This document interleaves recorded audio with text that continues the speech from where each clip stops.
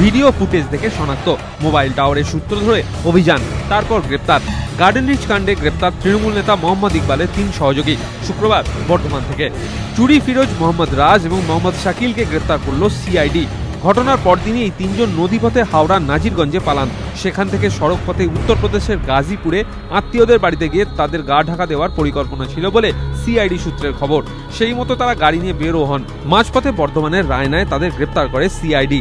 ধৃতদের বিরুদ্ধে কর্তব্যরত পুলিশ আধিকারিককে মারধর, আগ্নেয়াস্ত্র নিয়ে ভয় দেখানো, খুনের চেষ্টা ও বোমাবাজি সহ একাধিক অভিযোগে মামলা রুজু করা হয়েছে। এই 3 জনকে জেরা করে ইকবাল সম্পর্কে বেশ কিছু গুরুত্বপূর্ণ তথ্য পাওয়া যেতে পারে বলে মনে করছেন সিআইডির আধিকারিকেরা। সেই সূত্র ধরে দ্রুত ইকবালের হদিশ পাওয়া সম্ভব হবে বলেও আশাবাদী তারা।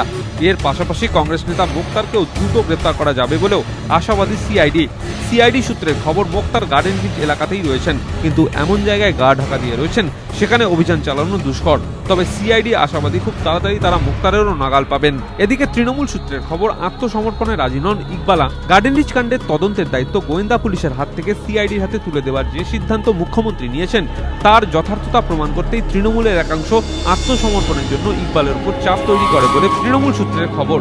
কিন্তু ইকবাল এখন কিছুতেই আত্মসমর্পণ করতে চাইছেন না বলে জানা যাচ্ছে। সূত্রের খবর, ইকবাল মনে করছেন একবার আত্মসমর্পণ করলে সহজে তিনি হাজতের বাইরে বের হতে পারবেন না। সেক্ষেত্রে তার আরাবুল ইসলামের মতো পরিণতি হতে পারে, তৃণমূলের সঙ্গে তার দূরত্ব তৈরি হতে পারে। তাছাড়া বেশি দিন হাজতে থাকলে এলাকায় তার প্রতিপত্তিও থাকবে না। সূত্রের খবর, ইকবাল এও মনে করছেন তিনি যা করেছেন ঠিক করেছেন, তাই আত্মসমর্পণের কোনো প্রশ্নই নেই। এই পরিস্থিতিতে গার্ডেন রিচের মুন্না ভাই ইকবাল ও কংগ্রেস নেতা মুক্তারকে গ্রেপ্তার করাই এখন সিআইডির কাছে বড় চ্যালেঞ্জ। অতনু হালদার, রাজস্বী দত্তগুপ্ত, প্রকাশ সিংহ, এবিপি আনন্দ, কলকাতা।